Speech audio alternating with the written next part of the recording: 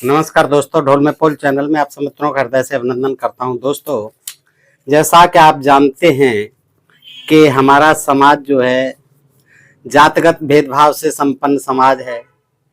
यहाँ जो है जातवाद अपना अलग से ही काम करता है। यहाँ जातवाद जो है अपना प्रभाव पूरी तरह से आज भी काम करता है। और जैसा कि आप जानते हैं कि धर्म के अनुसार ब्राह्मण जो है हमेशा ये जो जितनी भी सामाजिक कुरीतियां हैं और जातीय ऊंच नीच की जो व्यवस्था है, ये ब्राह्मणी व्यवस्था की रीढ़ की हड्डी है दोस्तों, रीढ़ है। और इस ब्राह्मणी रीढ़ को तोड़ने का जिसने भी प्रयास किया, ब्राह्मणों ने हमेशा जो है उसका विरोध किया, जी जान से विरोध किया और उसको मरने मारने तक का जो है प्रयास किया। तो दोस्तों, आज मैं इसी विषय पर आपके समक्ष एक जानकारी रखता हूं जो बहुत ही महत्वपूर्ण है कि जिस छत्रपति शिवाजी की आज जयंती मनाते हैं ये तमाम ब्राह्मण लोग, और तमाम जो है कहते हैं कि ये हिंदू हृदय सम्राट हैं, आज कहते हैं, और इन्होंने हिंदू साम्राज्य के लिए कार्य किया था। लेकिन दोस्तों, उन्हीं शिवाजी ने जब जातवाद के खिलाफ प्रारंभ से ही, अपने बाल्यकाल से ही उसके जातवाद को तोड़ने का काम शुरू किया था, उसी से ही खफा होकर इन ब्राह्मणों ने देखिए उनके साथ कितने जो है अत्याचार किए, उनको किस तरह से सताया। और न केवल छत्रपति शिवाजी को बल्कि उनके जो पुत्र थे संभाजी महाराज, उनको तो उन्होंने जो है शासन संभालने के कुछ दिन बाद ही मार दिया था दोस्तों। और की खुशी में और अपना शासन जो पेशवाई शासन था, उसको ब्राह्मणी शासन था, उसको स्थापित करने के समय खुशी मनाने के उपलक्ष्य में एक त्योहार मनाया गया। उसको उन्होंने कहा गुड़ी पड़वा। गुड़ी पड़वा जो है ये त्योहार मनाना भी प्रारंभ हुआ। तो दोस्तों, आज मैं आपको यही जानकारी देता हूं कि देखिए ये ब्राह्मण जो है, मैं सारे ब्राह्मणों की बात नहीं करता, उन्हीं ब्राह्मणों की बात करता हूं जो मनुवादी प्रवृत्ति के हैं, जिनकी जातीय मानसिकता है और वो कभी भी बहुजन जातियों को, शूद्र जातियों को आगे बढ़ने देखना नहीं चाहती दोस्तों। तो ये जो है बड़ा गंभीर विषय है, आप देखिए इसको, और आपसे अनुरोध करता हूं कि इस वीडियो को आप पूरा देखें ताकि आप समझ पाएं कि देखिए छत्रपति शिवाजी महाराज के साथ इन्होंने और उनके पुत्र के साथ किस तरह का व्यवहार किया। दोस्तों, जानकारी को मैं आपके सामने रखता हूं। बुद्धिजीवियों का षड्यंत्र एक पुस्तक है दोस्तों, बहुत अच्छी पुस्तक है, विद्वान लेखक है राजीव पटेल और संजय कुमार सिंह। तो दोस्तों, इस पुस्तक से मैं आपके सामने रखता हूं, देखिएगा कि बालक शिववा, बचपन में उनका नाम शिववा, उनको प्रेम से शिववा कहते थे छत्रपति शिवाजी को। तो बालक शिववा अपनी छोटी सी उम्र में ही अपनी माता जिजाऊ यानी जीजाबाई से सूरवीरता का गुण सीख करके मैदान में उतरे। सबसे पहले युवा शिववा ने अपनी सामाजिक व्यवस्था का अध्ययन किया और विदेशी राजकर्ता का भी उन्होंने अध्ययन किया, अनुभव प्राप्त किया। तब उन्हें ज्ञात हुआ शिवाजी को कि बाहर से आए हुए विदेशी शासक अपनी राज सत्ता स्थापित कर मौज मस्ती कर रहे हैं और उनके सिपह सालार और देसी सामंत साथ मिलकर ब्राह्मणी, दरबारी और राजपूत सेनापति राजाओं के नाम पर दहशत फैला रहे हैं। युवा शिववा ने इस बात को गंभीरता से लेते हुए अपना स्वतंत्र राज्य स्थापित करने का विचार बनाया और इस विचार को उन्होंने अपने साथियों के बीच में रखा, जिसमें अपनी स्वयं की सत्ता और अपने बहुजन समाज का राज्य हो, ऐसा उन्होंने उनको समझाया। तो युवा शिववा ने इसके लिए धनगर, रामोसी, महार, मांग तथा धर्मांतरित मुस्लिम युवकों की एक टोली बनाकर उन सभी के दिलो दिमाग में जोश और हाथ में तलवार देकर प्रशिक्षित किया और करवाया। शिववा की सेना में मुख्य रूप से 18 सेनापति थे प्रारंभ में, जिनमें 12 मुस्लिम सेनापति थे। उसमें मुख्य जिम्मेदारी अफजल खान, तोपची की जिम्मेदारी इब्राहिम खान, सेना में लगभग 30% महार और 30% मुस्लिम थे। ये जो प्रारंभिक रूप से गठन हुआ था छत्रपति शिवाजी की सेना का, उसमें जो है 18 सेनापतियों में से 12 सेनापति तो मुस्लिम थे और उसमें मुख्य जिम्मेदारी अफजल खान तोपची की थी और सेना में लगभग 30% महार और 30% मुस्लिम थे। बाकी बचे हुए प्रतिशत में कुणबी, धनगर, रामोसी और मांग थे। ये सभी कुणबी, धनगर, रामोसी और मांग ये सभी बहुजन जातियां हैं। समुद्री किनारों की रखवाली करने हेतु, चूंकि ऐसा पुराणों में लिखा है कि समुद्र के पार नहीं जा सकता हिंदू, और नहीं तो फिर वो हिंदू नहीं रहता है जो पार जाता है, तो हिंदू लोग समुद्र में अपने धर्म के डर से जाना नहीं चाहते थे। इस वजह से पूरी समुद्री इलाके की सुरक्षा की जिम्मेदारी किसने ली? नूर खान ने ली। नूर खान ने कहा कि महाराज मुझे आप कहीं भी भेज दिए, समुद्र के पार चला जाऊंगा, समुद्र में इधर उधर आपके सारे समुद्र की मैं रक्षा करूंगा। इसलिए नूर खान को जिम्मेदारी दी गई सेना के तट रक्षक की। ऐसी बनावट थी शिवबा की लड़ाकू फौज की। युवा शिवबा उस जमाने में शूद्रों के पहले युवक थे जिन्होंने मनुस्मृति यानी ब्राह्मणी धर्म कानून को तोड़कर अपने बहुजन समाज के हित के लिए बहुजन समाज के हट्टे कट्टे युवाओं की सेना तैयार की थी। युवक शिवबा 16 वर्ष की आयु से लेकर 53 वर्ष की आयु तक के सफर में बहुजनों का बहुत ही बड़ा साम्राज्य स्थापित कर चुके थे। उसके बाद समाज में मानवतावादी दृष्टिकोण स्थापित करने हेतु शिवबा ने कुछ महत्वपूर्ण कदम उठाने शुरू किए। इसके लिए प्रथमतः सामाजिक कुरीतियां और जातीय भेदभाव कम करने हेतु अपने राज्य में आदेश निकलवाए। सामाजिक कुरीतियां और जातीय भेदभाव को दूर करना ही शिवबा और ब्राह्मणों के बीच में दरार पैदा होने का मुख्य कारण बना, क्योंकि ब्राह्मण और उनके धर्मानुसार सामाजिक कुरीतियां और जातीय ऊंच नीच ही ब्राह्मणी व्यवस्था की रीढ़ थी और है।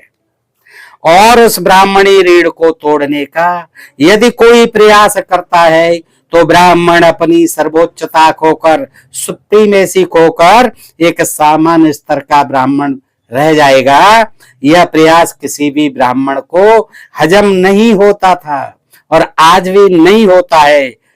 इसी बात से शिवबा के राज्य में रहने वाले सभी ब्राह्मणों ने अपना रोष प्रकट करते हुए शिवबा को अपना शासक मानने से इनकार कर दिया कि हम ऐसे शिवबा को जो जातवाद को तोड़ना चाहता है, जो सामाजिक कुरीतियों का खात्मा करना चाहता है, उसको अपना हम शासक नहीं मानते हैं। ये जो है साफ साफ ब्राह्मणों ने अपना रोष प्रकट करते हुए कह दिया। उसके बाद ब्राह्मणों ने अपने धर्मानुसार एक फरमान जारी कर दिया और कहा कि शिवबा शूद्र जाति से है और हिंदू धर्मानुसार शूद्र लोग ब्राह्मणों का राजा नहीं हो सकता है। इसलिए शिवबा हम तुम्हारे निकाले हुए फरमान का और किसी भी आदेश का पालन नहीं करेंगे, क्योंकि तुम एक शूद्र हो और शूद्र कभी ब्राह्मण का शासक नहीं हो सकता। तुम्हें हमारी धार्मिक सामाजिक व्यवस्था को सही करने का, उसको कुछ बदलने का, उसमें कुछ बदलाव करने का कोई अधिकार नहीं है। तुम्हें ब्राह्मणों को दंड देने का भी अधिकार नहीं है, क्योंकि ये हमारे सभी शास्त्रों में लिखा हुआ है। क्योंकि अभी तक ब्राह्मणी धर्मानुसार आपका राज तिलक भी नहीं हुआ है और न राज सिंहासन ब्राह्मणों के द्वारा संपन्न नहीं हुआ है, तो शिवाजी हम आपका फरमान कोई कैसे मान सकते हैं? ब्राह्मणों द्वारा कही गई बातों से शिवबा को गहरा धक्का लगा और वे बहुत ही ज्यादा आहत हो गए। तब उन्होंने सोचा कि इतनी अच्छी सोच से बहुजनों का राज्य स्थापित किया है और मेरे राज्य में निर्दोष लोगों पर अन्याय हो, अत्याचार हो और मेरे द्वारा बनाए कानून को मेरे राज्य के लोग नहीं माने और सिर्फ यह कहकर मेरे आदेश की अवहेलना करें कि आपका राज तिलक नहीं हुआ है, क्योंकि आप इस राज्य के धर्मानुसार राजा नहीं है। तब शिवबा बहुजनों की भलाई के लिए किसी प्रकार से ब्राह्मणों द्वारा अपना राज तिलक करवाने की तैयारी में लग गए। सोचा कि चलो भैया राज तिलक ही करवा लिया जाए इन ब्राह्मणों से, क्योंकि ये किसी भी तरह से मेरे किसी भी आदेश को मानने के लिए तैयार नहीं है। शिव बाबा ने अपने राज तिलक करवाने की खबर ब्राह्मणों के यहाँ भिजवा दी। चलिए भैया कर दीजिए मेरा राज तिलक। इस खबर से ब्राह्मणों का पूरा समुदाय ही आग बबूला हो गया और कहने लगा कि आपकी बाजुओं में जितनी भी ताकत हो, आप कितने भी सूरवीर हो, आप कितने भी न्यायी हो, फिर भी आप हम ब्राह्मणों के शासक नहीं हो सकते, क्योंकि आप शूद्र यानी कुणवी जाति से हो और ब्राह्मणी धर्मानुसार शूद्र कभी भी ब्राह्मण और क्षत्रिय का शासक नहीं हो सकता है। इसलिए आपका राज्याभिषेक हम सभी ब्राह्मण नहीं करेंगे और नहीं किसी को करने देंगे। दूसरी ओर भारतीय इतिहासकारों के अनुसार शिव बाबा के गुरु, जिसको नकली प्रमाणित किया जा चुका है, रामदास जी इनका गुरु बताया जाता है, ये ब्राह्मण थे। वो कहने लगे कि प्रथमतः शिव बाबा को अपना साम्राज्य ब्राह्मणों को दान कर देना चाहिए। देखिए ये थे द्रोणाचार्य जैसे गुरु, रामदास जी महाराज क्या कहने लगे कि इनको शिवाजी को इस चक्कर में नहीं पड़ना चाहिए राज तिलक आदि के में। इनको तो अपना ये जो साम्राज्य इन्होंने खड़ा किया है ब्राह्मणों को दान कर देना चाहिए। तदुपरांत शिव बाबा को इस ब्राह्मणी राज्य का सेनापति बनकर राज्य की सेवा करनी चाहिए। राज्य जो है ब्राह्मणों को दान में दे दें और स्वयं जो है फिर उन ब्राह्मणों का सेनापति बनकर राज्य की सेवा करें। ये किसने कहा? इनके ब्राह्मण गुरु रामदास ने। तो मैं उनको वैदिक रीति से धर्मानुसार क्षत्रिय का दर्जा देकर राज तिलक करवा दूंगा, अगर इस पर राजी हो जाए। देखिए ये समर्थ गुरु रामदास जो इनके गुरु थे, उन्होंने कहा कि अगर इस पर राजी हो जाते तो फिर मैं धर्म के अनुसार क्षत्रिय का दर्जा देकर इनका राज तिलक करवा दूंगा इन ब्राह्मणों से। इस प्रकार के सुझाव और आलोचना ब्राह्मणों के द्वारा सुनकर शिव बाबा अंदर ही अंदर काफी क्रोधित हुए। स्वाभाविक था क्रोधित होना, और कहने लगे कि यह राज्य मैंने ब्राह्मणों के लिए नहीं विजित किया है, ये बहुजनों का राज्य है जिसे सिर्फ बहुजनों के अधिकारों के लिए बनाया गया है। इसलिए तुम ब्राह्मण लोग यदि मेरा राज तिलक नहीं भी करोगे तो मैं किसी दूसरे ब्राह्मण से राज तिलक करवा लूंगा। और आगे इसी क्रम में वाराणसी के ब्राह्मण गागा भट्ट को मोहमागी रकम देकर राज तिलक करवाने के लिए राजी किया गया। महाराष्ट्र के कट्टरपंथी ब्राह्मणों के विरोध से शिव बाबा काफी उग्र हो गए थे। उनके स्वाभिमान को काफी धक्का लगा था। इस वजह से वे किसी कीमत पर अपना राज तिलक करवाने पर आमादा हो गए। ये धूर्त लोभी ब्राह्मण गागा भट्ट से मिलकर शिव बाबा का खजाना ठगने की योजना बनाते हुए गागा भट्ट को वाराणसी से महाराष्ट्र लाए। परंतु महाराष्ट्र के कुछ कट्टरपंथी ब्राह्मणों ने गागा भट्ट के ऊपर दबाव बनाकर राज तिलक नहीं करने का आदेश दिया। वाराणसी से मंगाया गया, बहुत पैसे की लालच दी गई उसे, लेकिन उसको भी महाराष्ट्र के ब्राह्मणों ने भड़काना प्रारंभ कर दिया और साफ कह दिया, उसे आदेश दिया कि तुम किसी भी कीमत पर शिवाजी का राज तिलक नहीं कर सकते। महाराष्ट्र के कट्टर लोभी ब्राह्मण समुदाय और गागा भट्ट के बीच काफी चर्चा के बाद एक निष्कर्ष ब्राह्मणों ने निकाला कि इस शिव बाबा को अपमानित करने हेतु उसे राज तिलक के नाम पर उपहास का पात्र भी बनाओ, मखौल बनाओ, इसका मजाक का पात्र बनाओ और इसकी सारी संपत्ति भी दान दक्षिणा में प्राप्त कर शिव बाबा को कंगाल कर दो। 6 जून 1674 ईस्वी को ब्राह्मणों की साजिश का ही परिणाम था कि शिव बाबा का राज तिलक वैदिक मंत्रों की जगह पुराण के मंत्रों से किया गया और बताया गया कि शूद्र होने के नाते आपको माथे पर तिलक की कोई आवश्यकता नहीं है। इतने पर भी ब्राह्मणों की अवहेलना की पराकाष्ठा नहीं रुकी तो ब्राह्मणों ने गागा भट्ट से शिव बाबा का तिलक पैर के अंगूठे से करने की बात कह दी गाग भट्ट से कि भैया इनका जो है पैर के अंगूठे से तिलक करिए आप। शिवबा इस अपमान से लाल हो गए। सारे घटनाक्रम को देखकर शिवबा की माताजी जिजाऊ को बहुत ही बड़ा सदमा लगा और उसके बाद माताजी 10 दिन से ज्यादा जिंदा नहीं बच सकी। 17 जून 1674 ईस्वी को उन्होंने अपना शरीर त्याग दिया। शिवबा को इन सभी घटनाओं से काफी दुख हुआ।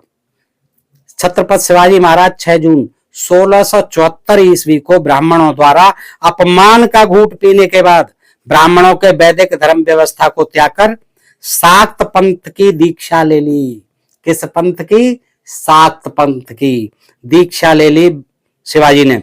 आगे शिवबा 24 सितंबर 1674 ईस्वी को ब्राह्मणों द्वारा अस्पृश्य यानी अछूत ठहराई गई समाज की कन्या से शाक्त विधि द्वारा विवाह करते हुए अपना राज्यारोहण करवाया और इस राज्यारोहण की प्रक्रिया में शाक्त पंथी सभी कार्यक्रम अपने एक मुस्लिम सैनिक से संपन्न करवाए। शाक्त विधि द्वारा विवाह किया, ये बात शायद ही आप लोगों को पता होगी दोस्तों।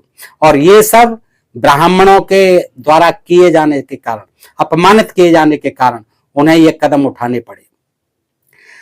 और इसमें जो है शाक्त पंथी जो थे वो उन्होंने राज तिलक किया और एक मुस्लिम सैनिक से उन्होंने ये कार्यक्रम संपन्न करवाया। शिवबा इसी राज तिलक के बाद छत्रपति शिवाजी महाराज कहलाए और इसके बाद छत्रपति शिवाजी महाराज ने अपने राज्य में ब्राह्मणी वैदिक पंथ के स्थान पर शाक्त पंथ प्रचलित करवाया। कौन सा पंथ? शाक्त पंथ प्रचलित कराया। छत्रपति महाराज से संपूर्ण बहुजन जनता संतुष्ट थी, लेकिन केवल ब्राह्मण वर्ग अंदर ही अंदर असंतुष्ट होकर सुलग रहा था। ब्राह्मणों में एक जन्मजात खासियत और प्रवृत्ति होती है जो नदी में उगे हुए पेड़ से हूबहू मिलती है। आप स्वयं अनुभव भी कर सकते हैं। नदी में जब तूफान या अत्यधिक पानी आ जाता है तो उस नदी के सारे पेड़ घास पानी की धारा के अनुसार झुक जाते हैं, लेकिन जैसे ही पानी की धारा कम या खत्म होती है तो वो सभी घास पुनः इकट्ठे होकर पानी से ऊपर उठ जाते हैं। यानी जब पानी में बाढ़ आती है, ज्यादा मात्रा होती है पानी की, तो पेड़ और पौधे घास फूस सब झुक जाते हैं उसके बहाव की तरफ। लेकिन जैसे ही धारा रुकती, जैसे प्रवाह कम होता है, वैसे ही वो सभी पुनः इकट्ठे होकर खड़े हो जाते हैं। झाड़ीदार नुमा पेड़ का रूप लेकर पानी में अवरोध करना फिर से शुरू कर देते हैं। खड़े होकर पानी की धारा से ये घास कभी बाहर निकलते नहीं है। ये ब्राह्मण भी ऐसे ही होते हैं। शिवाजी महाराज की धारा के आगे झुक तो गए, लेकिन आगे मौके की तलाश में लगे रहे। तथा कथित रामदास जी, जिसको कुछ इतिहासकारों ने शिवाजी महाराज का गुरु का दर्जा दे रखा है, इस सज्जन ने एक ग्रंथ लिखा, दास बोध ग्रंथ। किसने? रामदास ने, जिनको गुरु बताया गया है। उसमें इसने रामदास ने शिवाजी महाराज को मूर्ख राजा तक लिख डाला है। देवी राज करो तो एक मूर्ख, अर्थात रामदास जी कहते हैं कि ब्राह्मणों यानी भूदेवता और उनके देवों पर राज करता है, उनके देवों पर राज करता है वह शिवाजी मूर्ख राजा है। यानी ब्राह्मणों के ऊपर जो पृथ्वी के देवता हैं, भूदेव हैं, और उनके देवताओं के ऊपर जो राज करता है वो शिवाजी मूर्ख राजा। ये किसने कहा? इनके ब्राह्मण गुरु रामदास ने। छत्रपति शिवाजी महाराज स्वराज स्थापना में लगे हुए थे और इधर ब्राह्मण भाट मुस्लिम बादशाह के दरबार में वकीली और दलाली कर रहे थे।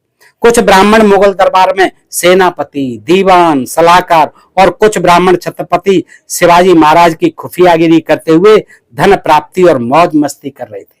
देखिए, छत्रपति शिवाजी के साथ जो ये गद्दारी कर रहे थे मिलकर के उन मुगल बादशाहों से उस समय। छत्रपति शिवाजी महाराज ने अपने जीवन के अनमोल 31 वर्ष कठिन संघर्ष में बिताकर अपने जो स्वराज्य का निर्माण किया था, 31 वर्षों तक कठिन परिश्रम करके, उसे ब्राह्मणों ने एक साजिश के तहत राज्यारोहण से मात्र 6 वर्ष बाद ही, राज तिलक के 6 वर्ष बाद ही शिवाजी महाराज की छल पूर्वक हत्या कर नष्ट करना शुरू कर दिया। कुछ धूर्त इतिहासकार शिवाजी महाराज की मृत्यु का कारण घुटने की बीमारी बताते हैं, परंतु 50 साल के हट्टे कट्टे शिवाजी महाराज घुटने की बीमारी से मरे, यह मान लेना महान मूर्खता ही होगी, क्योंकि घुटनों की बीमारी से अचानक किसी की मृत्यु नहीं होती है। शिवाजी महाराज की मौत किसी लड़ाई या इस्लामिक शासकों के द्वारा नहीं हुई थी, तो फिर निश्चित रूप से यह ब्राह्मणों की ही साजिश का परिणाम था। उनकी हत्या किसी बिकाऊ सेवादार द्वारा जहर दिलवाकर करवाई गई थी। अब यह स्पष्ट हो चुका है। शिवाजी के बड़े लड़के संभाजी महाराज काफी विद्वान और बहादुर व्यक्ति थे, लेकिन ब्राह्मणों ने साजिश के तहत 4 बार उनके ऊपर विष का प्रयोग करवाया, यानी उनको जहर दिया गया 4 बार, परंतु ब्राह्मण इस साजिश में सफल नहीं हो सके। वो बार बार बच गए। इससे चिढ़कर ब्राह्मणों ने आखिर में संभाजी महाराज को औरंगजेब के सैनिकों के हाथों पकड़वा दिया। देखिएगा, औरंगजेब ने बहादुर संभाजी महाराज के साथ एक राजा जैसा सलूक करते हुए बंदी गृह में रखा और इनके साम्राज्य को अपने अधीन करते हुए संभाजी महाराज को तड़ी पार करने का आदेश दे दिया। परंतु ब्राह्मणों ने औरंगजेब से संभाजी महाराज को छोड़ने पर प्रश्नवाचक चिन्ह लगाते हुए ये कहा कि हुजूर, अगर आप संभाजी को छोड़ देंगे तो ये हम ब्राह्मणों को कतई नहीं छोड़ेगा। ऐसा अनर्थ मत करिए महाराज, तरी पार मत करिए, इसे छोड़िए मत, क्योंकि अगर आप संभाजी को छोड़ देंगे तो ये हमें नहीं छोड़ेगा। आप ऐसा करें कि संभाजी को हम ब्राह्मणों के हवाले ही कर दें, हम लोग इसे मनुस्मृति कानून के अनुसार सजा देकर छोड़ देंगे। जैसे हम लोगों को मनुस्मृति की पूरी जानकारी नहीं है, उसी प्रकार उस समय भी मुगल शासक को मनुस्मृति की पूरी जानकारी नहीं थी, जिस वजह से मुगल सम्राट ने संभाजी को ब्राह्मणों के हवाले कर दिया कि ठीक है महाराज, लीजिए मैं आपके हवाले किए देता हूं, और संभाजी को ब्राह्मणों के हवाले कर दिया। दुष्ट ब्राह्मणों ने संभाजी महाराज के साथ जिस बर्बरता के साथ सलूक किया, आप उस स्थिति का अवलोकन कर सिर उठेंगे। ब्राह्मणों ने सर्वप्रथम संभाजी महाराज को अपने ग्राम में ले जाकर 2 पैर में एक खंभे से बांध दिया। उसके बाद उनके शरीर की पूरी चमड़ी उधेड़कर नमक मिर्च लगा दिया। संभाजी महाराज दर्द से व्याकुल होकर छटपटाने लग गए, लेकिन ब्राह्मणों को संभाजी महाराज पर जरा भी तरस नहीं आया, जरा भी दया नहीं आई। इतने पर भी जब ब्राह्मणों की इच्छा पूर्ति नहीं हुई तो उसी तड़पते हालात में संभाजी महाराज को बांस में लटकाकर पूरे गांव में तब तक घुमाते रहे जब तक कि संभाजी महाराज की मृत्यु नहीं हो गई। संभाजी की मृत्यु के उपरांत ब्राह्मणों ने इसे अपनी जीत मानते हुए इसे नए युग का आरंभ बताया, अपनी जीत बताई, इसे नए युग का आरंभ भी बताया संभाजी महाराज की मौत के दिन को। और आगे उसी दिन को ब्राह्मण लोग महाराष्ट्र में गुड़ी पड़वा उत्सव का नाम देकर मनाने लगे। कौन सा त्योहार मनाने लगे उसी दिन से? गुड़ी पड़वा। कौन? ब्राह्मण लोग। कहां? महाराष्ट्र से। इस प्रकार अंत में दोस्तों, इस प्रकार छल कपट द्वारा शिवशाही का अंत करते हुए ब्राह्मणों ने पेशवाई यानी ब्राह्मणी राज कायम किया था। पेशवाई में शिवबाई के ब्राह्मणी नौकर चाकर ही उस स्वराज के मालिक बन गए थे। ब्राह्मणों ने उस पेशवाई शासन से ही शिवाजी महाराज के इतिहास को गायब करना शुरू कर दिया। इसका स्पष्ट उदाहरण यह है कि ब्राह्मणों ने अपने पेशवाई काल से लेकर अंग्रेजी काल तक यानी 200 वर्षों तक कभी भी शिवाजी महाराज की जयंती, उत्सव या स्मृति दिवस नहीं मनाया था। कितने साल? 200 साल राज किया पेशवा, और उस दौरान उन्होंने कभी भी शिवाजी महाराज की कोई जयंती, उत्सव या स्मृति दिवस नहीं मनाया, जो कि आज मनाने लगे हैं। इतना ही नहीं, शिवाजी महाराज को कहां दफनाया गया, कहां समाधि बनाई गई, इस बात की भी जानकारी ब्राह्मणों ने किसी को नहीं दी थी। उन्हें भय था कि शिवाजी महाराज की भावना से बंधकर पुनः बहुजनों में कहीं जागृति न आ जाए। तो इस प्रकार दोस्तों, इस वीडियो के माध्यम से आपने देखा कि ये जो है ब्राह्मणों का जो जातवादी मानसिकता है, जो भाव है, जो जातवादी इनका भाव रहता है, जो मनुवादी व्यवस्था है मनुस्मृति के आधार पर, वो देखिए कितनी घातक है। और खास तौर से हमारे जो शूद्र बहुजन हैं, उनके जो नायक हैं, उनके प्रति किस तरह से ये जुल्म ढाते रहे हैं दोस्तों, ये चीज जो है इन पुस्तकों के पढ़ने से आपको ज्ञात हो जाती हैं। मैंने ये प्रसंग जो है बुद्धिजीवियों का षड्यंत्र इस पुस्तक से रखा दोस्तों। ये पढ़ने के काबिल पुस्तक है, आप लाइए और पढ़िए इसको। आज इतना ही दोस्तों, फिर मिलते हैं ऐसी किसी जानकारी के साथ अगले वीडियो में। तब तक आप सब मित्रों का हृदय से आभार, नमस्कार, जय हिंद, जय भारत दोस्तों।